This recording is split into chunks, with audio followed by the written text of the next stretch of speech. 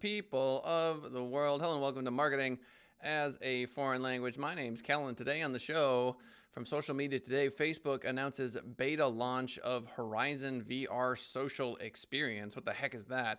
Facebook announces new legal proceedings against fake engagement seller and UK app developer. Ooh, legal proceedings. Twitter provides tips for brands looking to tap into Cyber Monday hype. Oh, Cyber Monday. Video ads option to cast Meet video calls to your home TV. Oh my gosh. Nothing will make weekends more interesting. Is Apple getting real about search and about to take on Google? From searchengineland.com, we shall read. See how visits to retail, grocery, workplaces are trending by area with Google mobility reports. Google. Whoa, people of the world, what the heck? We're going to go ahead and start that from the top. Have you ever had a glitch in your show? I just had one. From the very top, why don't we start this again? Marketing is Foreign Language, ladies and gentlemen. Hi, just had a bit of a technical glitch. Don't trip. Real quick, Facebook announces beta launch of Horizon VR social experiment. Facebook announcing new legal proceedings against fake engagement seller and UK app developer. Twitter provides tips for brands looking to tap into Cyber Monday hype. Google adds option to cast Meet video calls to your home TV. Is Apple getting real about search and about taking on Google? And last but not least, see how visits to retail, grocery, workplaces are trending by area with Google mobility reports. We are not going to play the intro because that crashed the whole Sistema moments ago, and nobody wants that. So why don't we just get right into it? Facebook, this is from Social Media Today. Andrew Hutchinson writes, with virtual reality gradually becoming more mainstream, accelerated by increased take-up amid the COVID-19 lockdowns, Facebook has announced that its new social VR experience platform called Horizon is now moving into closed beta. Oh my goodness. Closed beta. What does that mean? Does that mean that we can all hang out with one another in this special space with our special avatars and have all of our wishes met? As you can see from the video, Horizon is essentially a sandbox creation tool for social VR where users can interact and engage with the virtual environment. Cool. As explained by Facebook, Horizon invites you to explore an ever-expanding universe of virtual experiences designed and built by the entire community. Everything you see in Horizon, including the plaza and worlds created by our teams at Facebook, has been built with the Horizon creation tools. In Horizon, you can build the things you want to see and places you want to visit. Well, that sounds like a lot of fun to me. I can imagine there being a lot of advertisers interested in that particular space. Facebook first announced Horizon at its Oculus Connect event in September last year, where it showcased the first stages of the new platform. It's advanced significantly since then, with the new Horizon platform taking over from Facebook Spaces, its original VR social environment.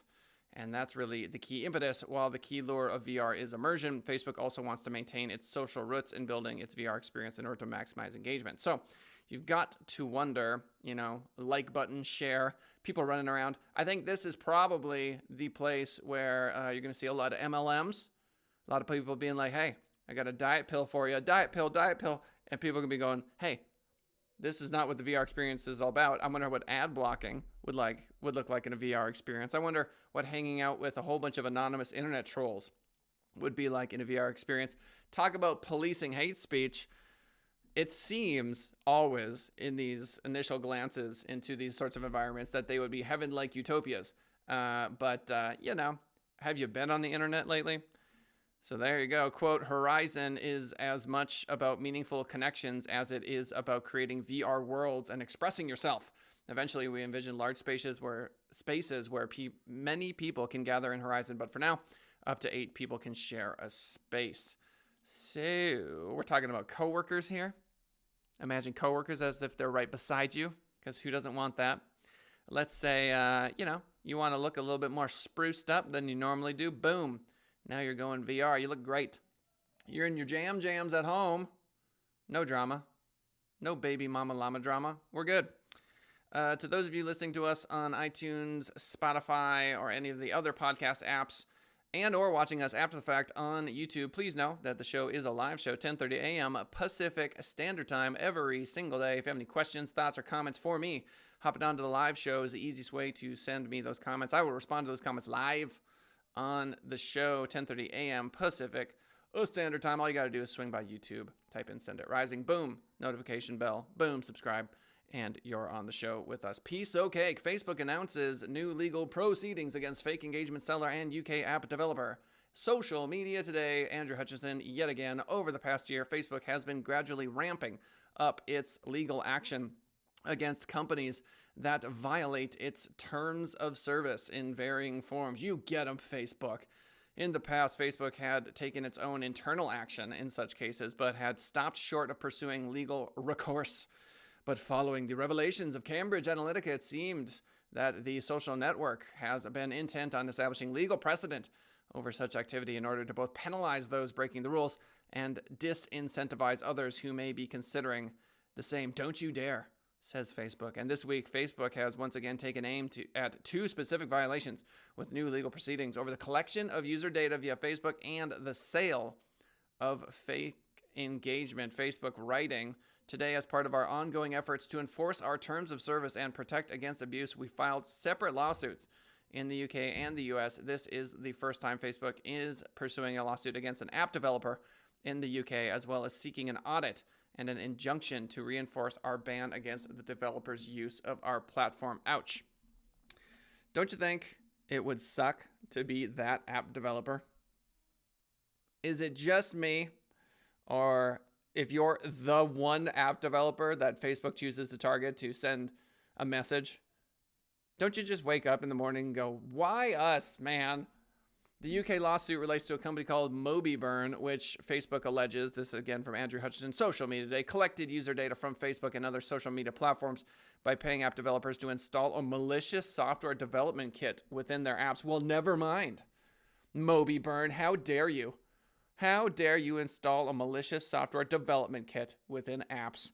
Quote, when people installed those apps on their devices, MobiBurn collected information from the devices and requested data from Facebook, including the person's name, time zone, email address, and gender. MobiBurn did not compromise Facebook. Instead, they used a malicious software development kit, also known as an SDK, on the user's devices to collect information. Oh, geez. So, two specific violations, new legal proceedings. Facebook getting a bit cranky, going after people that I would argue, if you are using an SDK, a software development kit, to steal information, then yes, you perhaps should incur the wrath of the Facebook machine. Facebook apparently also behind several websites, says that the company was behind several websites which offered fake engagement. That's the other thing too. So there's a fake engagement company called Nakrutka. Facebook says, quote, used a network of bots and automation software to distribute fake likes, comments, views, and followers on Instagram. That has got to be super frustrating if you're Facebook trying to shut down these fake likes. It's all about the like count in 2020, is it not? Why is it just a giant popularity contest? You could argue that our democracy in many ways is a giant popularity contest. This, of course, coming from someone who is from the United States. Twitter provides tips for brands looking to tap into Cyber Monday hype. Hey, guess who wrote it? Andrew Hutchinson. Guess where it's from? Social Media Today. Hey, yeah. 2020 has been a bit of a train wreck on many fronts. It sure has.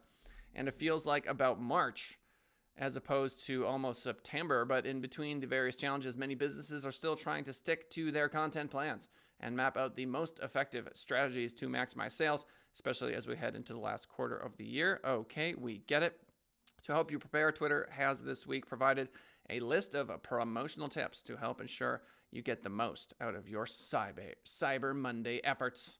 Quote, despite all the changes that the COVID-19 pandemic have brought us, Cyber Monday is here to stay. And with social distancing and various regulations limiting in-store shopping, Cyber Monday may be more important than ever. Well, ladies and gentlemen, I would argue that Cyber Monday is going to be quite the big deal. It's in over a week. You've got time to prepare if you want to do something special for Cyber Monday. This year, like any other year, it's going to be a bit crazy. I would highly recommend advertising early, which is what this particular article recommends. Twitter advises that brands should look to showcase their offers early in order to generate hype. This is especially relevant considering more sales will be conducted online this year. Black Friday, quote, Black Friday will look different with current social distancing and health regulations, so businesses may make Black Friday deals exclusively online, essentially turning Cyber Monday into Cyber Weekend. Don't forget to update your online inventory, grow your social media game. Quote, instead of browsing through a mall, your audience will be browsing through their social feeds to learn about deals, products, and services. Start growing your followers and audiences now so you can have a wide range. We get it. Ooh, suggested gift ideas. Despite the chaos of COVID-19, maybe even because of it, people will still be looking to celebrate Christmas. Wow, we're talking about Christmas. And Cyber Monday is increasingly when people go looking for gifts. I didn't even know that was a thing. Twitter advertises that brands should look to showcase potential gifts within their campaigns. Okay, Twitter. Okay, Social Media Today. Last article today from our good friends at Social Media Today.